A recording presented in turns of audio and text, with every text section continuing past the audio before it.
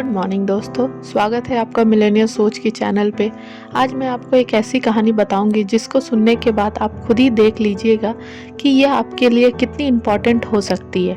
तो चलिए बिना आपका ज़्यादा समय लिए इस कहानी को शुरू करते हैं। दोस्तों, एक बार की बात है, एक राजा को शिकार करने का बहुत शौक था।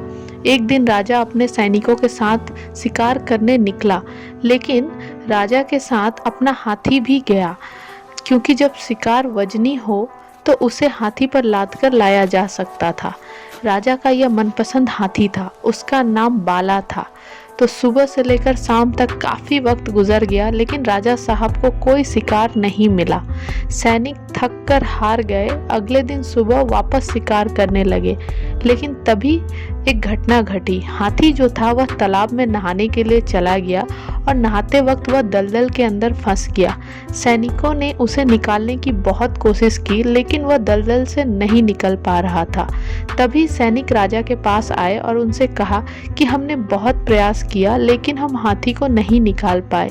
तो राजा ने कहा कि ठीक है, मैं बड़े बड़े मंत्रियों को सूचित कर देता हूँ, वह कोई ना कोई मार्ग ज़रूर निकालेंगे।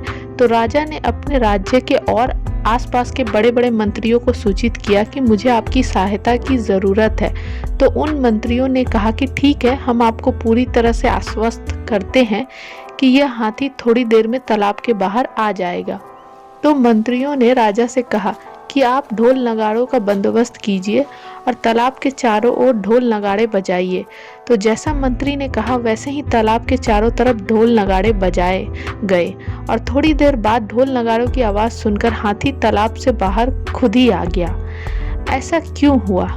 हाथी राजा के साथ जाया करता था युद्ध में। हाथी के अंदर जो शारीरिक क्षमता थी वह काफ़ी अच्छी थी, लेकिन उसको उत्साह की कमी थी, इसीलिए वह वहाँ से नहीं निकल पा रहा था।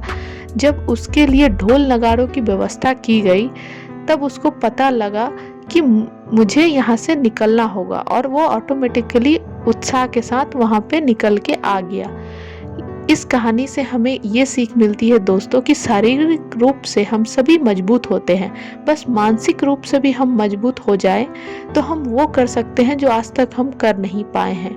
हमें बस उत्साह की ज़रूरत होती है। उस उत्साह के लिए हमें मोटिवेशनल कहानियों की ज़रूरत पड़ती है। इसीलिए इस चैनल पे आपको बहुत सारी कहानियाँ मिलेगी। मुझे उम्मीद है कि आपको ये कहानी अच्छी लगी होगी, और इतना समय देने के लिए दिल से आपका शुक्रिया। बहुत जल्दी हम एक नई स्टोरी के साथ मिलेंगे, तब तक के लिए धन्यवाद।